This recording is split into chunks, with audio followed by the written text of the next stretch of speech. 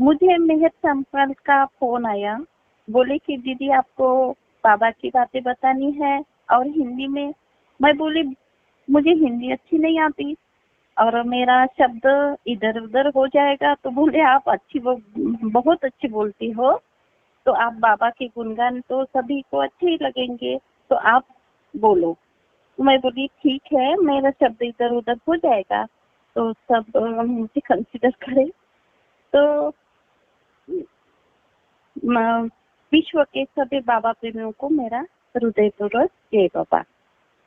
मानव जिनके खोज में सदैव व्यस्त रहता है, सोच में रहता है और उनके आखिर में वो मानवता को परमात्मा की प्राप्ति हो जाती है, वही एकमेव द्वितीय परमात्मा अवतार मेहर बाबा है, जिनकी निरंतर आराधना की जाती है, स्मरण किया जाता है और विस्मरण भी हो जाता है।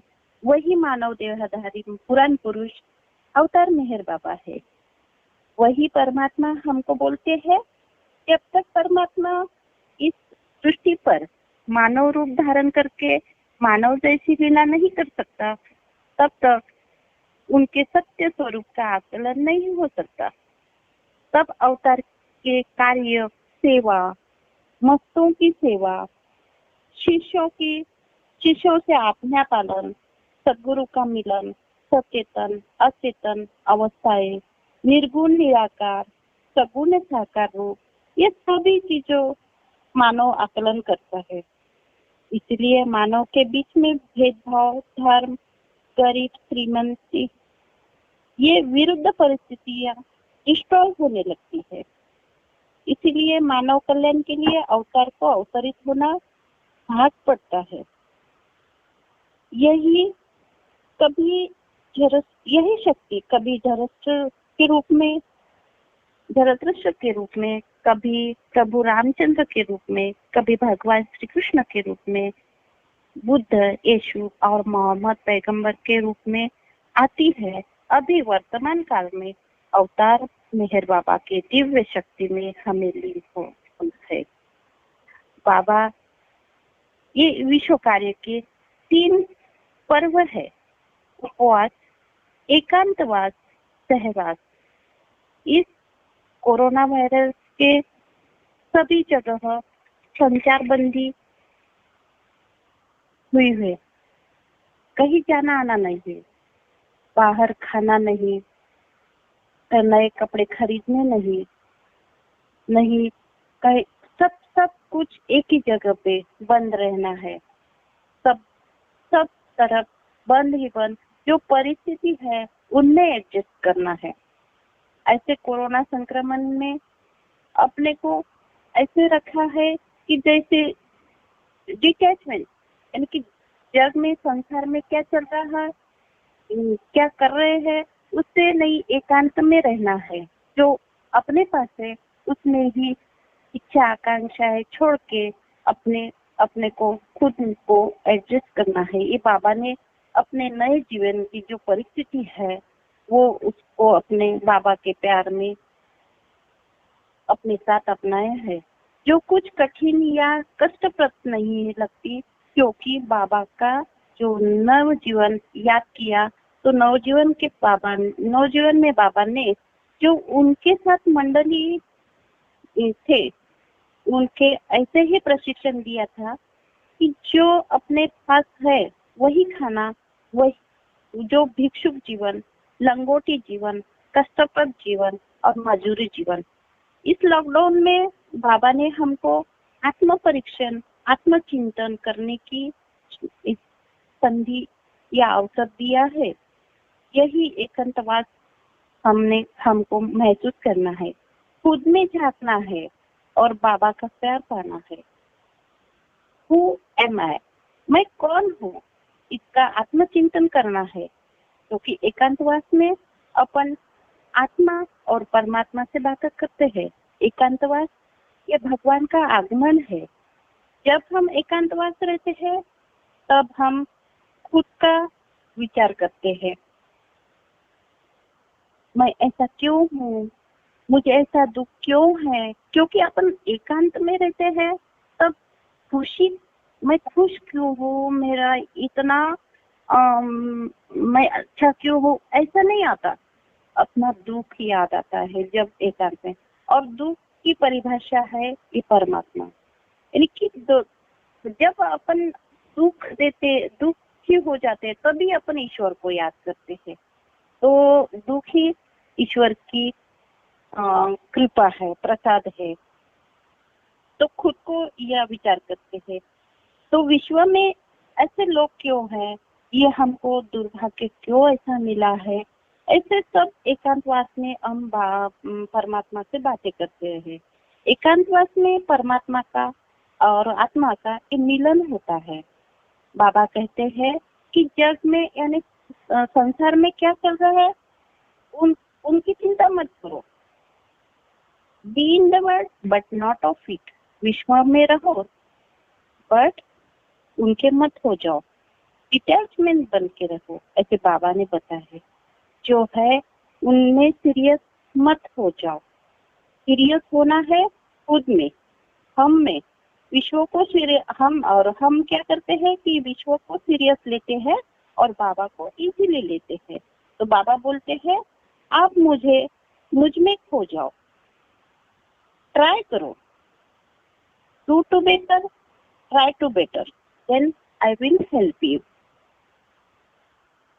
इसमें अपनी इनर ब्यूटी बढ़ती है, तन शुद्धि के साथ साथ मन शुद्धि भी बढ़ता है। और अपन जो देखो अभी ये जो कोरोना वायरस में अभी देखो मंदिर मस्जिदें सब बंद हुए हैं, काबा, गुरुद्वारा, चर्च सभी बंद हो गए, उनके दरवाजे बंद हो गए, ताले लग गए। तो क्या ईश्वर ने, परमात्मा ने अपना कार्य बंद किया है? नहीं।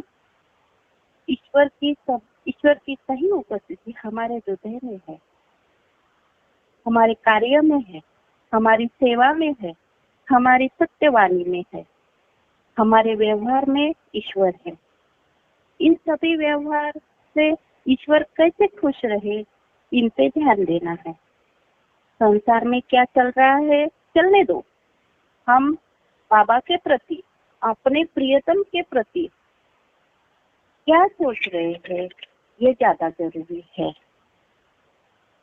बाबा बोलते हैं कि इनकी कोई कीमत नहीं होती कि संसार तुम्हारे बारे में क्या सोचते हैं, किंतु कीमत इस बात की होती है कि परमात्मा तुम्हारे बारे में क्या जानता है।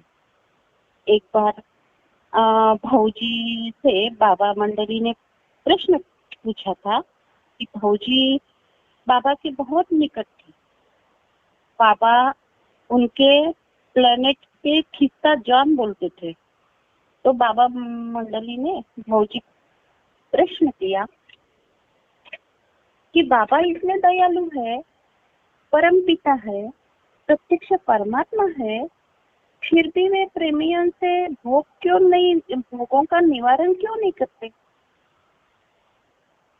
तो भौजी ने उत्तर दिया कि जीवन एक आभास माया है, एक ड्रीम है। ये ड्रीम में सुख और दुख दोनों ही आते हैं। जब हमको दुख का ड्रीम पड़ता है तो हमको महसूस होता है, और ये जो भोग है लेकिन बाबा का ये ही भोग है कि लेकिन बाबा का वो सत्य कार्य इस दुख के अवस्थाएं में होती है। और दुख में, कष्टमय परिस्थितियों में ही आत्म जागृति जल्दी हो जाती है। इसलिए ये सब बाबा ने ही दिया, ये मानना जरूरी है। बाबा बोलते हैं मैं सिखलाने के लिए नहीं, आत्म जागृति करने के लिए आया हूँ। तो सही मार्ग है कि हम बाबा को पाने का, जब हम बाबा के हो जाते हैं तो बाबा का कर्तव्य होता है कि मेरा प्रेमी ये मायामय जग से जागृत हो, और हम उसको भोग कहलाते हैं। यह तो बाबा ने हमको दी हुई आवाज है, पुकार है, प्रसाद है। बाबा बोलते हैं I love you so much, I hurt you so much, this harassment is my prasad for you.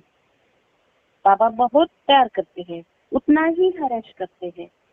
अपन तो बाबा मंडली से कभी कोई मिले, हमने तो बुक्स पढ़ी है। बुक्स में पढ़ते पढ़ते बाबा मंडली को ऐसे बाबा ने हरेश किया है।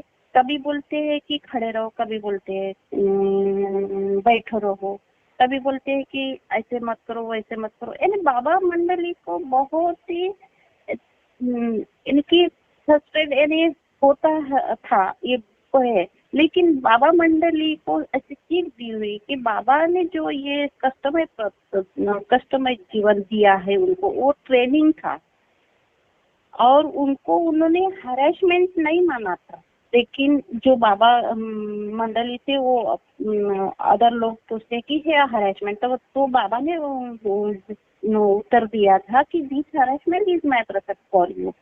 यही प्रसाद है बाबा ने दिया है।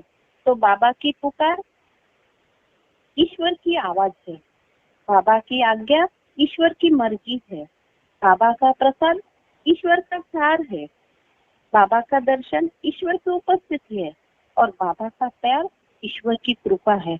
और यही कृपा पाने के लिए हम सब जीवित आत्माओं को प्यार करना, जीवित कोई भी जीवित आत्मा, पशु पक्षी पेड़ वृक्ष सबको, यानी मानव जाति को गरीब श्रीमंत तो होता ही है, लेकिन पशु पक्षी से भी जो जीवित आत्मा है उससे ही प्यार करना है, तो भी बाबा का प्यार यानी बाबा की कृपा पा सकते हैं।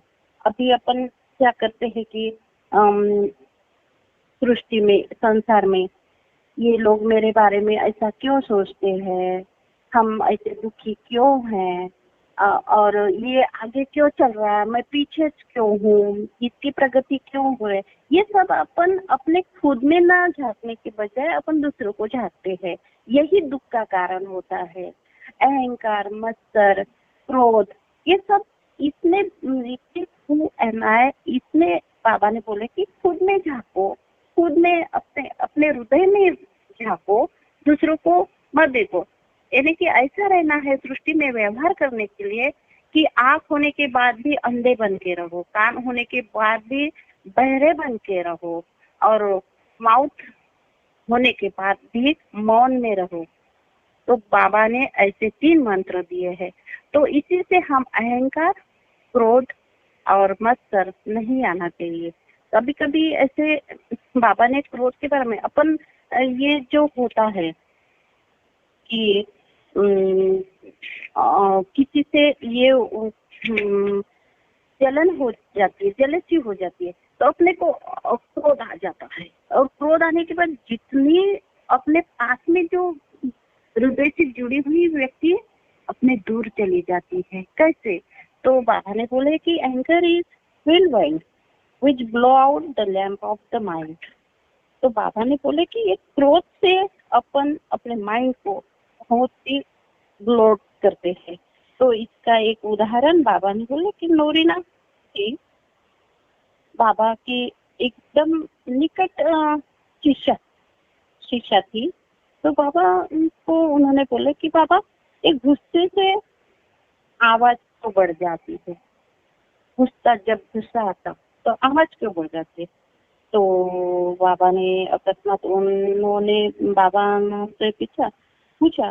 तो जब बाबा ने बोले कि जब लोग आपस में झगड़ते हैं और बात होते हुए भी जोर जोर से बोलते हैं, तो सबने उसे अपने अपने ढंग से उत्तर दिया था। संतोषजनक न मिलने के बाबा ने स्वयं बाबा से उस प्रश्न का उत्तर दिया, जब तुम्हारे दिल में गुस्सा आ जाता है तो सामने वाला व्यक्ति तुम्हारे हृदय से बहुत दूर फेंक दिया जाता है।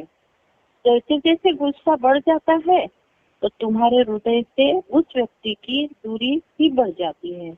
और यही कारण है कि उस व्यक्ति तक आवाज पहुंचने के लिए तुम्हें ऊंचा और ऊंचा और ऊंचा बोलना पड़ता है। इसलिए जितना गुस्सा ज्यादा उतनी ही आवाज ऊंची हो जाती है। तो सामने वाला व्यक्ति नजदीक होने के बाद भी उस गुस्से से जोर से बोलना पड़ता है। जब 2 व्यक्ति आपस में प्रेम से बोलते हैं तो वे बहुत धीरे धीरे बात करते हैं जैसे जैसे उनका प्रेम बढ़ जाता है वैसे वैसे उनकी आवाज मंद हो जाती है, और जब प्रेम चरम सीमा पर पहुंचता है तो वे केवल एक दूसरे को देखते ही रह जाते हैं, वाणी बंद हो जाती है और हृदय हृदय के साथ एक हो जाते हैं। तब उस समय में बाबा ने कहा था कि जब जीवा मौन हो जाती है तो मन बोलता है। जीवा यानी अपना माउथ यानी टंग बंद हो जाती है तो मन बोलता है। जब मन मौन हो जाता है तो हृदय गायन करता है, और जब हृदय मौन हो जाता है तो आत्मा अपना यथार्थ दर्शन पा जाती है।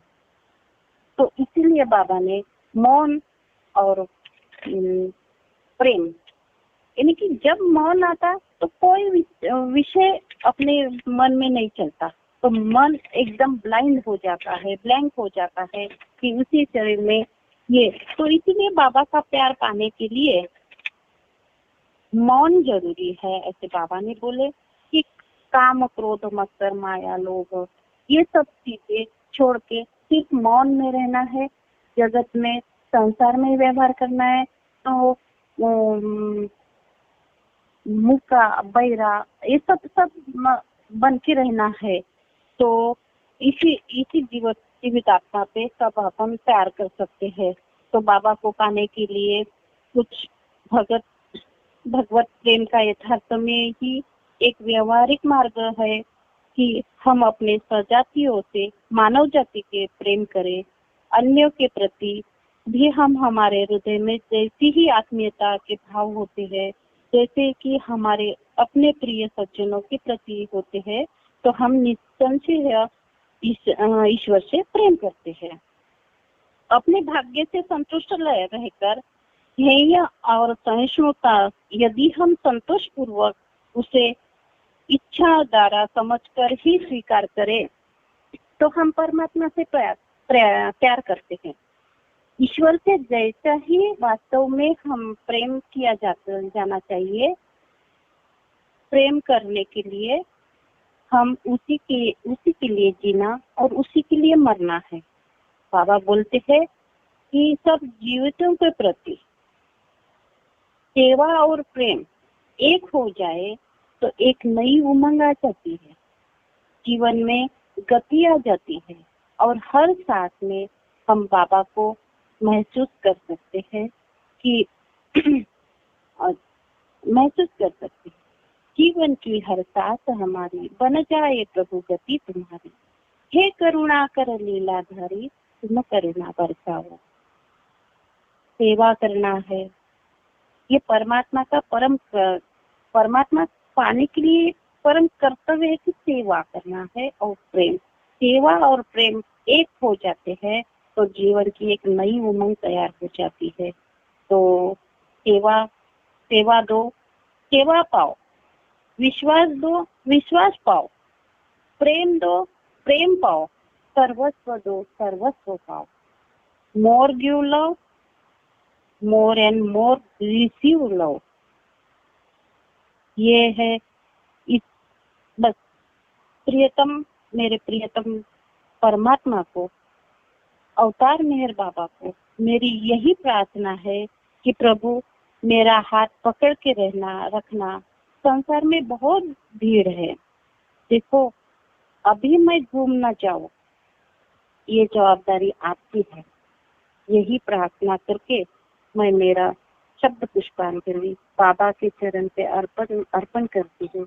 अवतार मेहर बाबा कीजिए, अवतार मेहर बाबा कीजिए, मौन अवतार मेहर बाबा कीजिए।